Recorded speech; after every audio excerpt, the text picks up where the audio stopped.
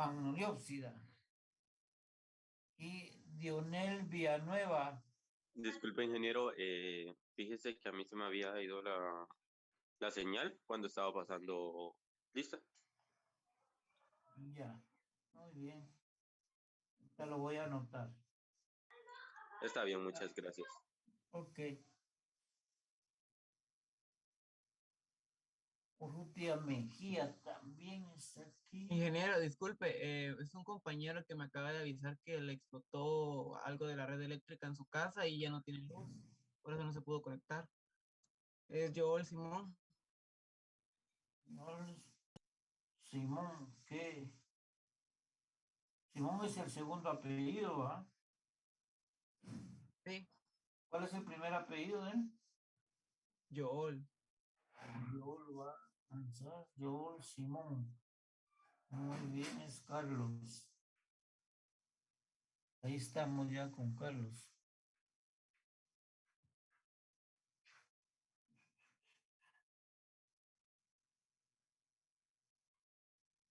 Carlos Santos ya está. Bien, entonces, luego vemos la correlación de pétalos, sépalos y brácteas dentadas. Nosotros vemos un ejemplo bastante típico en la planta llamada camarón. Esta tiene brácteas, tiene bracteolas, tiene pétalos y sépalos similares, pero no está muy primitiva en este caso. Solo estaría primitiva en relación a Liliópsida, porque este está en Magnoliópsida. O sea, el camarón sí estaría ahí, pero jugaríamos con Magnoliópsida y Liliópsida. Liliópsida se considerarían acá más evolucionadas, mientras que más primitivas el camarón que está en Magnoliópsida. Luego dice tendencias grupales, agrupación de pistilos u otros órganos. Aquí tenemos un caso claro en la especie Magnolia grandiflora. Magnolia grandiflora y también Talauma champaca, pero Talauma champaca también tiene un sinónimo de Magnolia champaca, o sea, Talauma champaca y Magnolia champaca es la misma planta. Y estas dos tienen la característica de que tienen agrupación tanto de estambres como de pistilos. Y las dos están en Magnolide. Aquí sí diríamos nosotros que son las más primitivas de Magnoliopsida.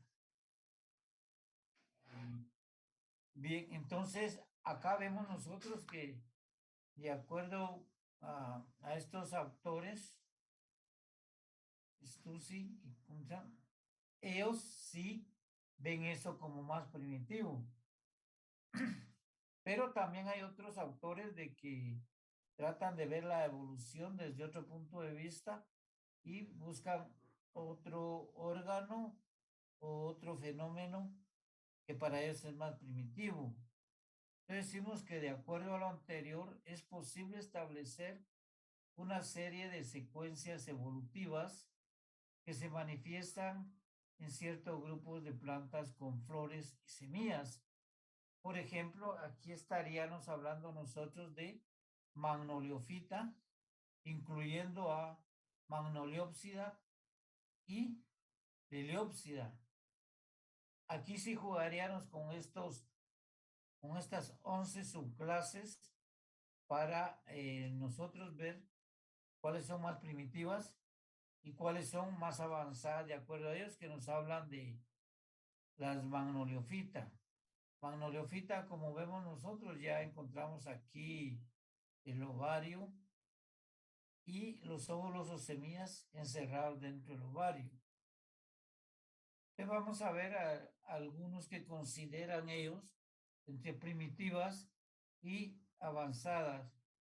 Pero aquí sí quiero yo la participación de ustedes. Tenemos acá plantas perennes leñosas y plantas herbáceas anuales o bianuales. Quiero que Sandoval Méndez. Sí, ingeniero. Sandoval Méndez. Sí. Jordan David. Sí, ingeniero. Dígame usted una especie. Oiga, solo una especie, planta leñosa, un árbol, ¿va? Que usted consideraría que sea primitiva. ¿Qué me diría usted?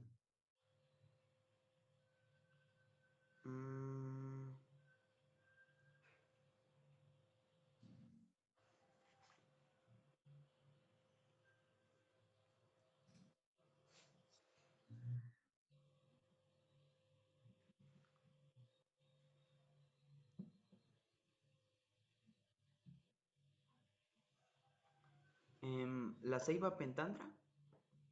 Ceiba pentandra, consideraría primitiva, ¿va? Ahí vemos todavía en la subclase 4, que es Dilénide. Pero vamos a corroborar con Santiago Rivas. Sí, ingeniero. Dígame, Cristel, de acuerdo a lo que dijo el compañero, que ceiba pentandra de la subclase Dilénide es primitiva para él, pero usted haga la relación con una de carácter avanzado o más evolucionada. Si teme usted una especie de planta herbácea anual o bianual que considere que es más avanzada que la ceiba pentandra.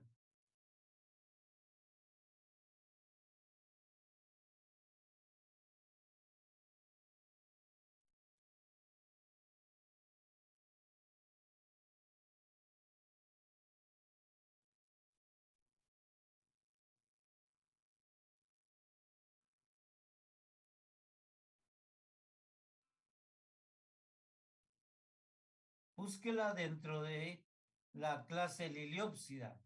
¿Cuál me estaría diciendo usted acá?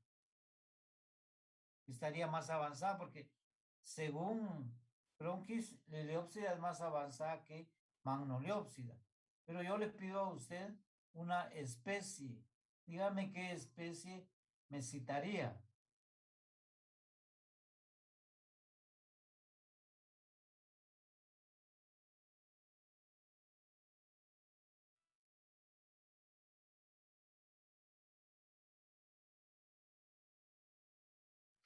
Puede ser el Seamai. Sea maíz. Ya. Y también estarían ahí porque esa es una planta anual, ¿va? Y sí, estaría bien porque estaría dentro del Liliópsida. Yo sí quisiera que ustedes tuvieran la habilidad de decir rápido, porque ubíquense nada más Liliópsida y Magnoliópsida y lo pueden hacer rápido, ¿eh? Es lo importante que ya vayamos utilizando aquí nuestros conocimientos previos, porque como dicen, el saber o aprender, eso ya lo podemos nosotros dilucidar. Bien, ahora tenemos que las plantas terrestres son más primitivas que las plantas acuáticas o epífitas. Yo le pregunto a Tacatic Pirir.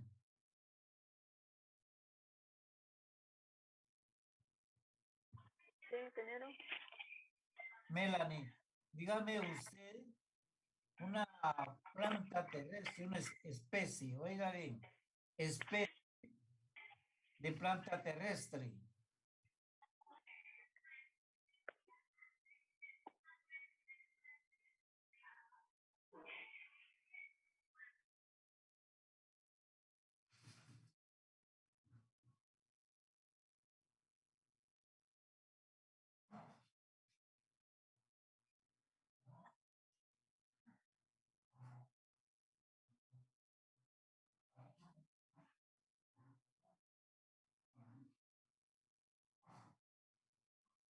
Dice tantas especies terrestres que tenemos. Una que me cite creo que sería lo ideal.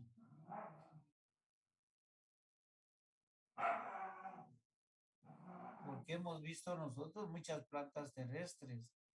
Eso solo cíteme una especie. Sí. Solanum licopérsico. Solanum licopérsico o licopérsicum esculentum, que es el tomate. ¿Va? Entonces ahí tenemos que es terrestre, muy bien. Y por eso se considera que es más primitiva. Pero le vamos a preguntar a Sosa Nuila.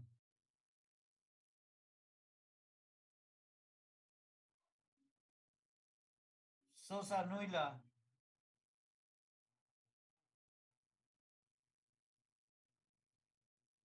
¿Me escucha Sosa Nuila?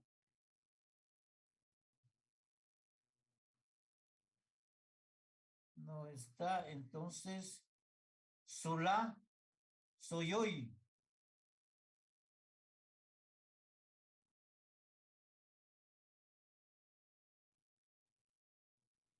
Sí, ingeniero.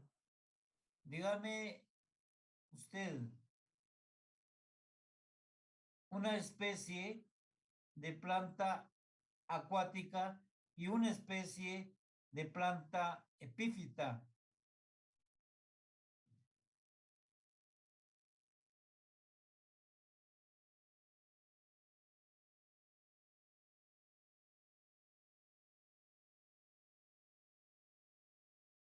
Ya vimos que nos citaron una de la clase Magnoliopsida como primitiva. Entonces, usted hábleme sobre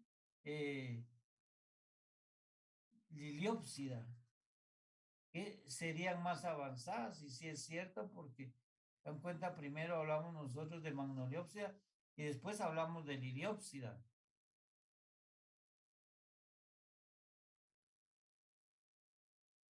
¿Cuáles me citaría usted? Para acuática, quizá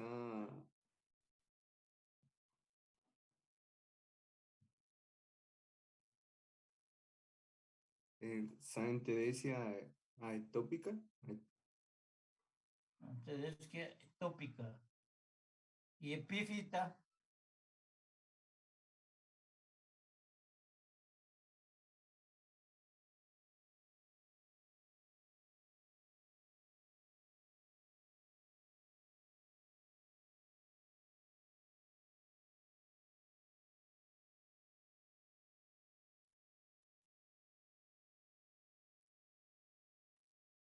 Entonces, epífita podríamos citar a la monja blanca, ¿va?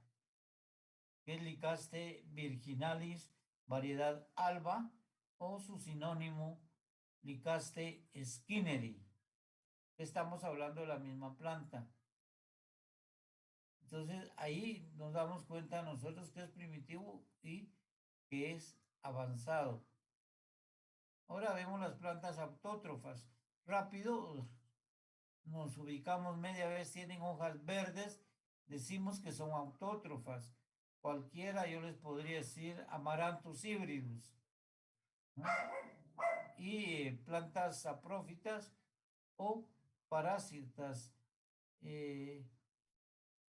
Aquí podríamos hablar nosotros como saprófita, unas especies de hongos. ¿Ah? Los hongos son saprófitos. Y como parásitas podemos ver también ficus. El género ficus hay muchas plantas parásitas como es el matapalo que le llaman. El ficus, generalmente a todos los ficus les llaman amate, pero hay una característica en el género ficus, que tiene especies terrestres, tiene especies hemiparásitas y tiene especies parásitas. Ficus en eso se puede representar lo que tiene de los tres tipos. Entonces vamos a ver las plantas siempre verdes. Las plantas siempre verdes, que es primitivo, y las plantas caducifolias. Acá nosotros podemos citar las plantas siempre verdes, cualquier especie de la división pinófita. Si recuerdan, pinófita nosotros decíamos que son plantas siempre verdes, como es el caso, si yo quisiera comparar aquí cualquier especie de pinos, yo podría decir Pinus maximinoi. Pinus maximinoi es una planta siempre verde, toda la vida la vamos a ver nosotros con hojas, mientras que las plantas caducifolias, aquí estaríamos viendo ya en Magnoliopsida la especie Cedrela mexicana. Cedrela mexicana es uno de los tantos cedros que existen también, porque Cedrela mexicana, o sea, ese cedro, bota las hojas y se queda únicamente con los tallos, y ya cuando va a ser época de floración o empieza a producir hojas, presenta sus yemas. Entonces, si vemos las caducifolias, podemos ver ahí, como les digo, hay caoba, hay cedro también. O sea, si yo diría que quisiera comparar la caoba, tengo Suetenia macrófila o Suetenia humilis, que son dos especies caducifolias. Ahora vemos las primitivas con flores con simetría radial. Si yo quisiera comparar aquí en Astéride, ¿cuál es más primitiva? Si las flores con simetría bilateral o flores radiales. Generalmente en la familia Solanaceae, que es Astéride, vamos a encontrar con simetría radial, mientras que en la familia Lamiaceae, que anteriormente le llamaban Labiatae, vamos a ver que tiene simetría bilateral.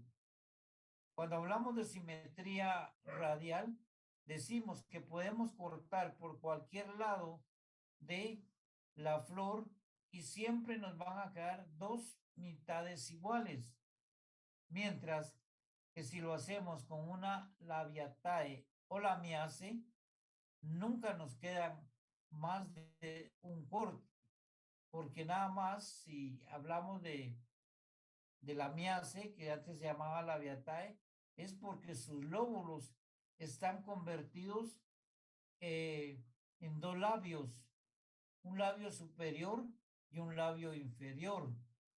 Entonces ahí lo podemos cortar, digamos, por el centro, porque dejaríamos un labio mayor, que es el superior, y el labio inferior, entonces no son iguales.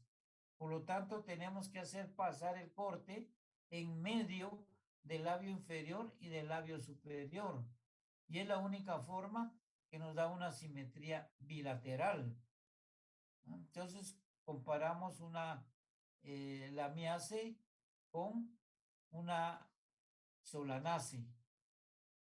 Luego tenemos las flores con numerosas piezas y con flores en número definido y soldados. Aquí podemos nosotros, como siempre, ver en Magnolide. Magnolide, ya les dije yo que tenemos, aparte la nona, esa puede ser Annona muricata, Annona esquamosa, o bien Magnolia grandiflora, o también Magnolia champaca. Esas tienen numerosas piezas y con piezas en número definido y soldados, podríamos hablar nosotros de Phaseolus.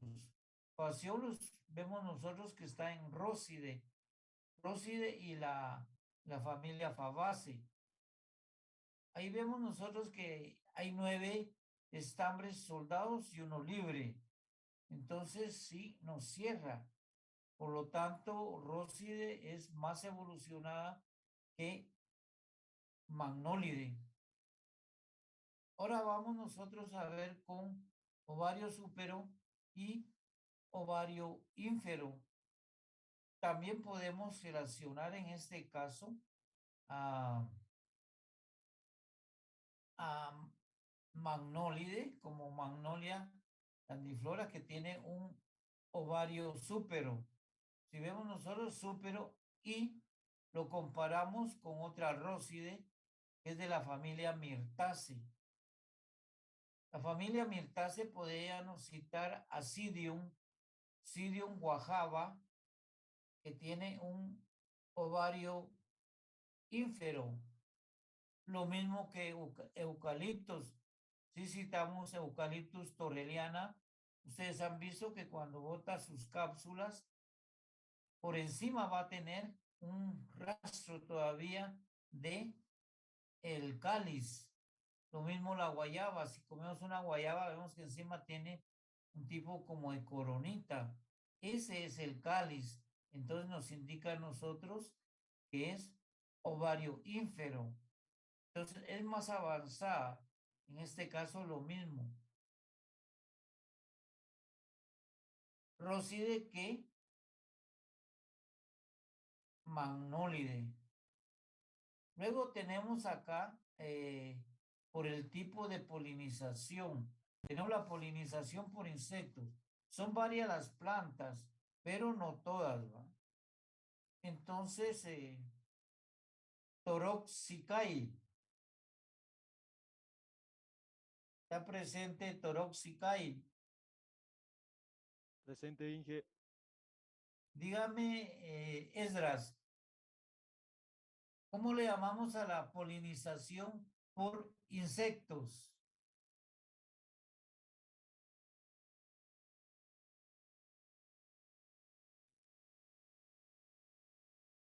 Es la polinización entomófila. Entomófila, exacto, porque la entomología es la ciencia que estudia los insectos. Es una polinización por insectos. Aquí hay un sinfín de especies, principalmente en Asteraceae. Asteraceae casi todas son polinizadas por insectos.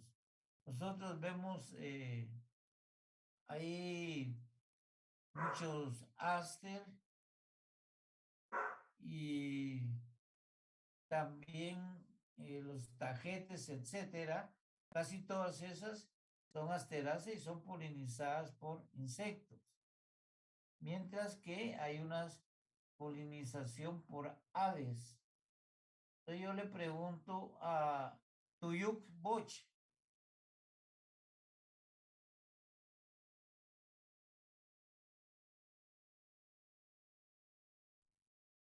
Está presente Tuyuk Boch.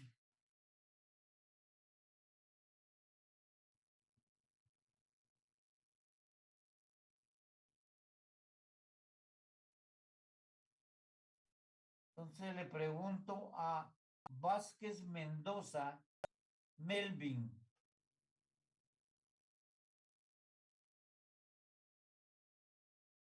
Ornitofilia.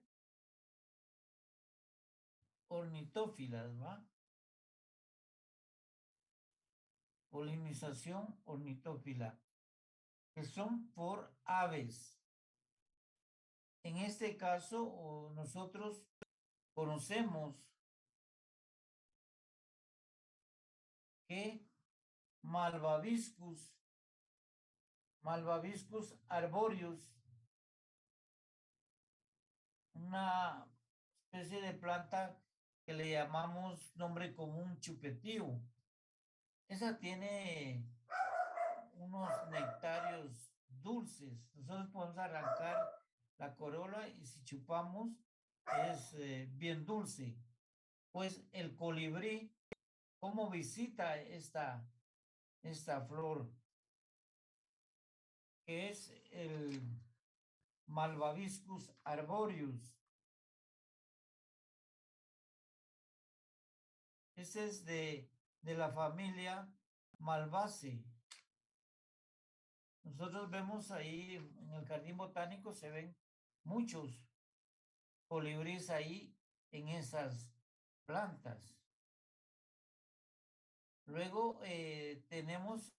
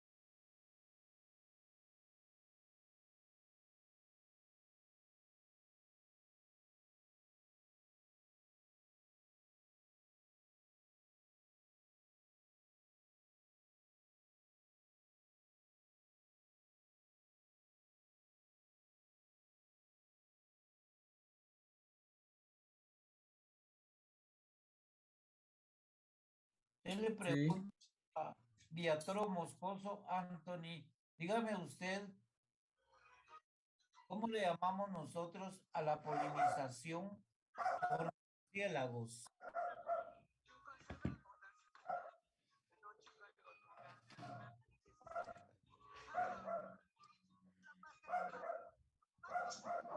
Murciélagos, dijeron.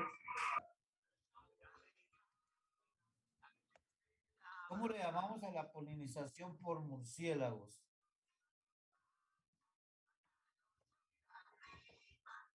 Por ejemplo, el banano es polinizado por murciélagos. Muchos también nos indican que el aguacate también es polinizado por murciélagos.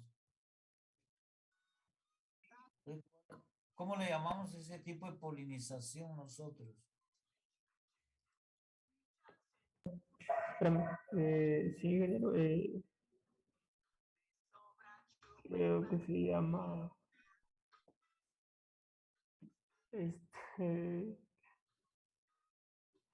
no sé, quiropterófila. Queropterófila, ¿va? Es polinización por murciélagos. La queropterófila, los murciélagos participan como vectores. Luego tenemos la polinización hidrófila. Por ejemplo, en la especie Elodia canadensis. Ahí nosotros tenemos típico que es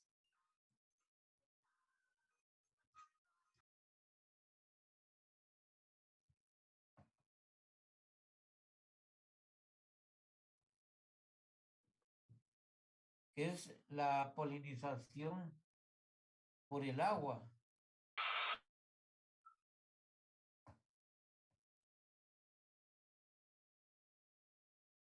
Y luego tenemos la polinización por el viento.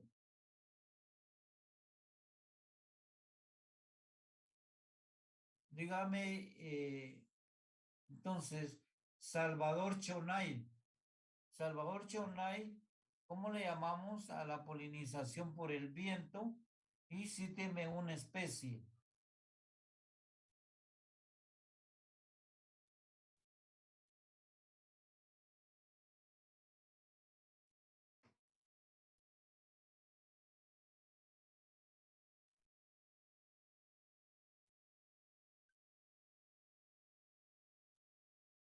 Es la polinización anemófila. Anemófila, exacto. Anemófila es por el viento y una especie que citamos muy común nosotros. ¿Cuál sería?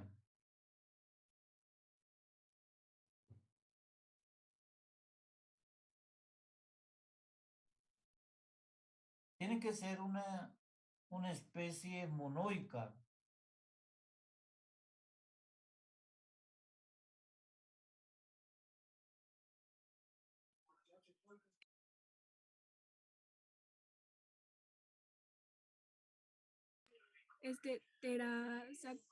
Terazacum officinale.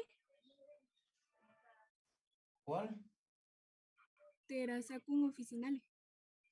Taraxacum Ah, sí, officinale. Taraxacum. Ajá, Taraxacum officinale. No, Taraxacum officinales no puede ser, porque recuérdese que esa tiene anteras singenésicas y hasta que abre, libera las ramas estilares. Por eso decíamos nosotros, es muy común ver la entomófila, la polinización por el viento en el pino. El pino es una especie monoica, lo mismo que el maíz. ¿Ah? Entonces diría no sea maíz y también cualquier pino, podemos decir Pinus montezuma, etcétera, todos los pinos que conocemos nosotros.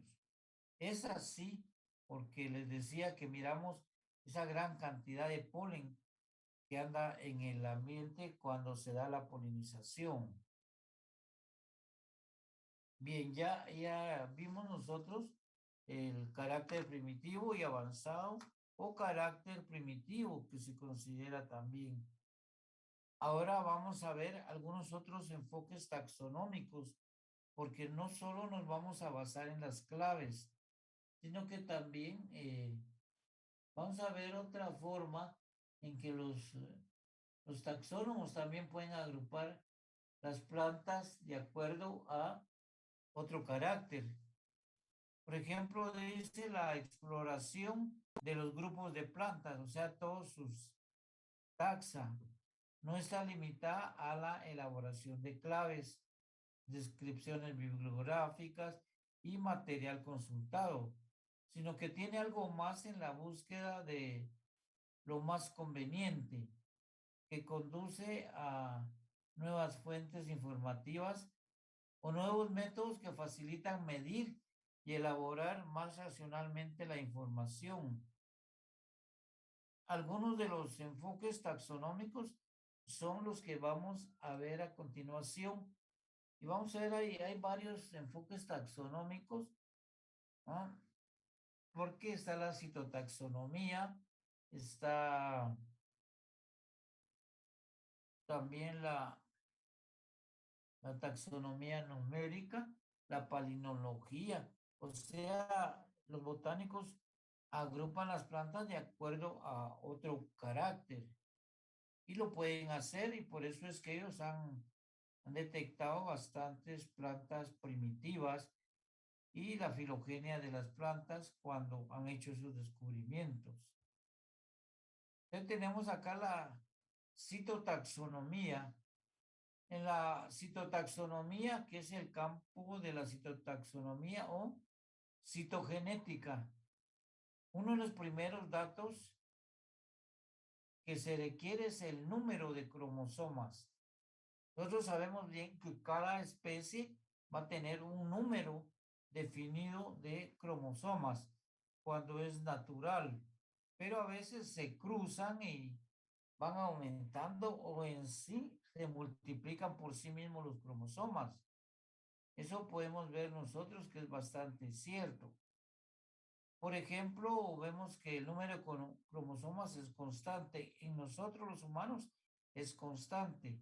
En las plantas cada especie también tiene su número de cromosomas constante. Entonces, cuando hablamos de las células somáticas, o sea que cuando nosotros hablamos de cromosoma, nosotros lo definimos cromo como color y soma como cuerpo. Entonces decimos nosotros que son cuerpos de color.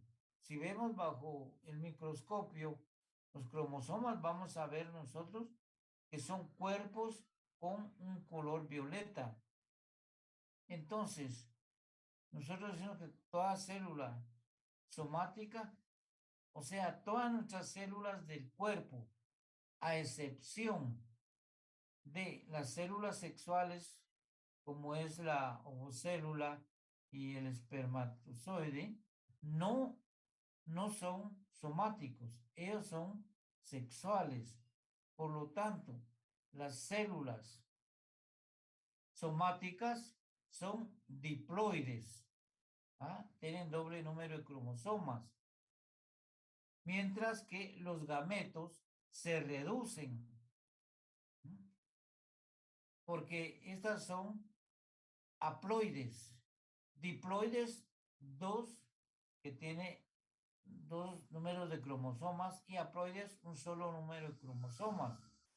Por eso es importante cuando nosotros hacemos un híbrido o un cruce, que sean de la misma especie, que tengan el mismo número de cromosomas.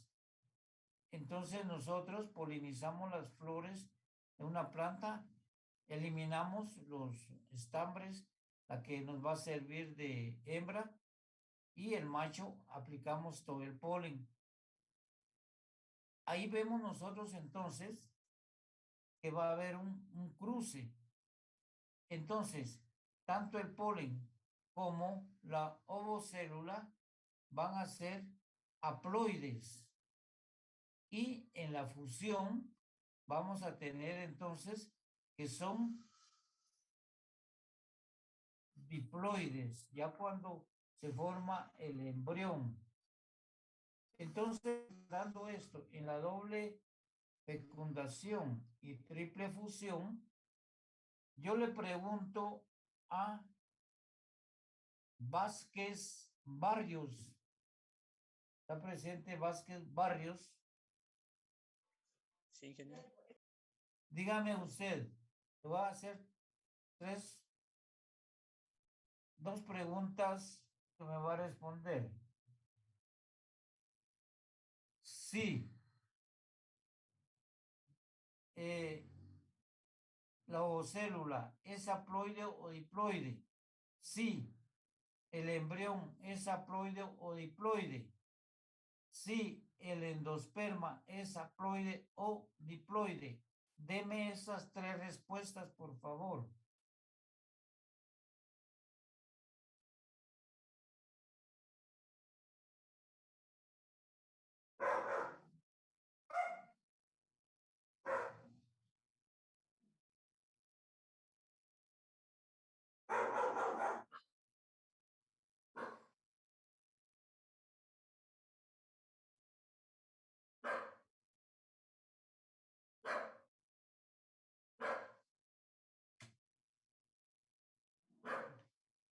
Recuerden que todo esto, lo que estamos hablando, lo deben de tener en su cuaderno para poder estudiar y recordar exactamente cómo son los procesos en las plantas.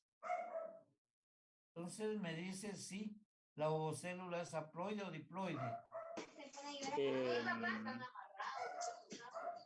Sería ovocélula haploide, embrión diploide.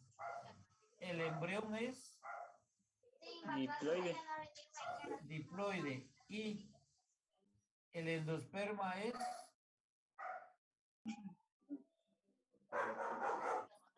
Diploide también. No puede ser diploide, porque recuérdese que tenemos dos células solares y un núcleo espermático. Por eso dice triple fusión. Entonces, ese resulta ser triploide. Recordemos bien, y lo hacemos pensando en nuestros conocimientos previos que ya sabemos nosotros cuando vimos la fecundación. Entonces, lo vamos a recordar y vamos a pensar todo lo que sí en realidad es cierto. Entonces, el número cromosómico se restablece en el proceso de la fecundación al formarse el huevo fecundado o cigoto, que es el punto de partida de un nuevo ser. En una planta, vemos nosotros que el nuevo ser va a ser, por definición, el embrión. el embrión es el que va a producir su radícula y su plúmula, y de ahí empieza a desarrollarse. Pero ya este embrión es diploide, porque se formó de la ovocélula, que era haploide, y la célula espermática, que es haploide. Entonces se fusionaron y nos dieron entonces el embrión o cigoto, que es ya diploide. Debemos acá nosotros que el número básico operacional es el menor haploide encontrado en una familia, en un género, en una especie. Así, por ejemplo, en el sauce, es Salix chilensis, y la familia Salicaceae. Nosotros tenemos acá que el número operacional es 19, o sea, son 19 cromosomas los que tiene el número haploide. En la remolacha del género beta encontramos la familia Chenopodiaceae. Aquí el número es 9. Quiere decir que el diploide aquí es 18. En las especies de sauce no todas tienen el mismo diploide, porque si hay una que es diploide, aquí sería 19 por 2, 38. Ese sería el diploide, pero dice que ocurren en las Islas Británicas, hay sauces con 2, 8, 158. Ya esto es una poliploidía, poli con varios cromosomas. Entonces, en sus células somáticas, sus cromosomas van a ser los siguientes. ¿Ah? O sea, vamos a ver acá que no son en las flores, sino en la raíz, en los tallos, en las hojas. Oh, ¿qué están diciendo que crack sin buena información? ¿Quién quitó esto? Si es tetraploide, se multiplica 4 el 19 y es tetraploide. Y si es hexaploide, el 19 se multiplica por 6, y si es octaploide, se multiplica el 19 por 8. Entonces, todo esto lo tenemos que conocer nosotros. ¿Por qué es que existen es cuando nos dicen, esta planta es poliploide? Entonces tenemos que investigar nosotros por qué se está dando. Si yo les digo el hexaploide, ¿cuántos cromosomas debe tener? En la especie de Salix, generalmente Salix chilensis, entonces yo les digo, si es un poliploide de 6X, ustedes ya tienen que saber que solo se multiplica 6 por 19.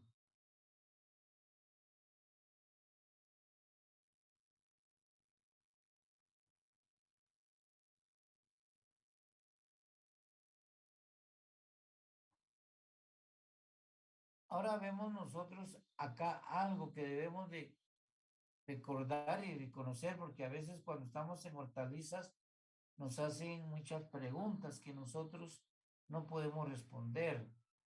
Dice asimismo a los organismos poliploides equilibrados cuando el múltiplo es de X es par, por ejemplo 4, 6, 8, etcétera. Y los organismos donde ocurren son fértiles. Esto tenemos que ver exactamente entonces que son fértiles si los ploidipoides son pares. Y los organismos o plantas donde ocurren son fértiles y no equilibrados, o sea que aquí no están equilibrados, no son pares, son impares. Estos son básicamente son estériles. Por eso es que nosotros, cuando vemos algún híbrido, ustedes ven que nos venden semilla híbrida, pero ellos sí lo tienen ya bien planificado, los fitomejoradores. Entonces nos dicen esta variedad híbrido tal, por decirles así, este híbrido nos va a producir lo que ellos nos anuncian. Supónganse que digan un híbrido resistente a los nemátodos. Entonces sí, porque es resistente. Y nosotros debemos de considerarlo. O si es un híbrido, un tamaño de tomate, manzano, etcétera, también cuando compramos la semilla y la sembramos nos va a dar el tomate que ellos nos anuncian. Entonces la poliploidía en el aumento cromosómico se puede originar por cruzamiento. Es lo que hacen los fitomejoradores. Ellos los cruzan, anfiploidía o aloploidía, por autoduplicación de sus cromosomas. Aunque ahora ya nos están trayendo todo esto, ya con más tecnología, cuando nos dicen de cultivos transgénicos. Transgénicos quiere decir que les introducen genes a una especie y la hacen resistente, ya sea a la sequía, a los nematos, a los hongos, etcétera. Entonces, el ejemplo del cruzamiento de A por B, tenemos dos plantas diferentes, una A y una B, nos puede producir el híbrido AB, que es un anfiploide, y este sería estéril. Entonces nos vendieron la semilla del híbrido ABB fértil.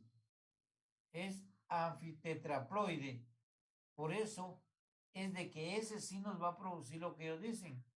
Pero si nosotros seleccionamos, por decirles, un buen tomate que sea grande y resistente y guardamos la semilla para sembrar, esa ya no nos va a dar las características de lo que nos vendieron. Lo mismo nos pasa a nosotros cuando compramos una variedad de semilla. Por ejemplo, el ICTA vende variedades de maíz H30, etcétera.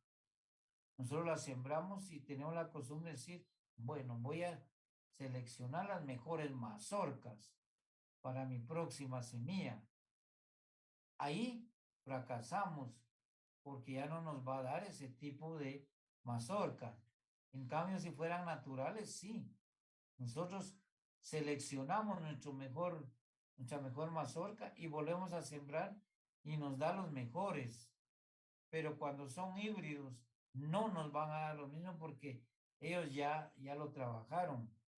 Hicieron sus cruces y sí nos va a dar la primera. Pero después la F2, 3, etcétera, no nos da a nosotros lo mismo. En eso tenemos que tener cuidado nosotros, no decir a selecciones semilla y eso le va a dar. Yo les comentaba anteriormente que fui a hacer un ensayo a Gualanzacapa y lo hicimos con nematicidas insecticidas. Y los de la casa donde yo trabajaba, pues eran los mejores en relación a los otros que probamos. Nos dieron unas grandes plantas de tabaco con suficiente hoja, la flor muy bonita y se veía en el ensayo donde lo monté, que eran los que sobresalían. Entonces, el dueño del terreno, a pesar de ese tabaco era de nosotros, porque nosotros invertimos, dijo, mire, me regala las semillas de esta, porque esta quiero volverla a sembrar. Bueno, le dije, si usted quiere, agarre las cápsulas y prepara su semilla. Pero yo sabía de que no le iba a dar el mismo tipo de tabaco. Y eso debido a que eso ya fue otra forma de trabajar. No hubo ningún cruce ni nada, pero también se le debería dar el manejo de los nemátodos. Si él en su plantación le daba el manejo de nematos y fertilizaba bien, sí obtenía nuevamente plantas de tabaco en igual forma, pero si no le daba el mismo manejo, no podía obtenerlo. Entonces tenemos que considerar eso nosotros siempre. No solo decir voy a seleccionar un fruto para obtener semilla, no. Tenemos que ver cuál ha sido la razón de obtener nosotros ese tipo de cultivo. Eso lo... Ingeniero, Sí. ¿será que puede explicar eso de los organismos poliploides equilibrados? ¿Ellos son fértiles o son infértiles? Los equilibrados son fértiles porque dice guardan un equilibrio y tienen que ser pares, ¿va? Si son pares, son poliploides equilibrados. Esos vuelven otra vez a fertilizar, pero los no equilibrados, que son impares, esos no germinan. Es lo que les digo las semillas que nos venden a nosotros los híbridos. Se dan cuenta que hay híbridos que pueden volver a regenerarse, germinan, pero hay híbridos que ya no germinan. Eso no es posible porque son los no equilibrados. En ese caso no vamos a ver germinar. Dice uno, bueno, es semilla híbrida, ¿va? Pero hay semilla híbrida que sí germina y semilla híbrida que no germina. Entonces, si son equilibrados, sí, porque son pares. Si no son equilibrados, no germinan porque son estériles. Esa es la razón que nos dicen acá en la poliploidía. Luego tenemos un ejemplo.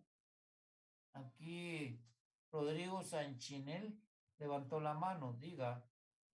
Y una pregunta con lo que estaba diciendo, así como yo he visto que varias plantas, no sé si es injerto o algo, pero cuando, no, como le digo, no sé si es injerto, pero cuando hacen esas prácticas muchas veces no, creo que no germina la semilla. Pero ¿se debe a eso o no? ¿O si es el injerto el que no provoca eso? Tengo esa duda. Siempre... Sí, en este caso no nos va a germinar la semilla porque no viene de una reproducción sexual, sino que es una reproducción asexual. Vea usted, le voy a comentar algo.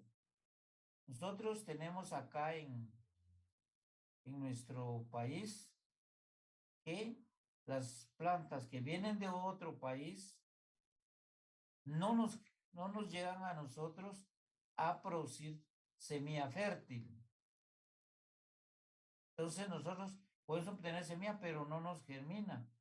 Y siempre se hace por reproducción asexual, ya sea por injertos, o sea por vástagos. Porque eso es lo que se hace en nuestro caso. Tenemos Hibiscus rosa sinensis. Sinensis nos indica que venía de China. Y esa especie nos puede dar una semilla, pero no nos germina.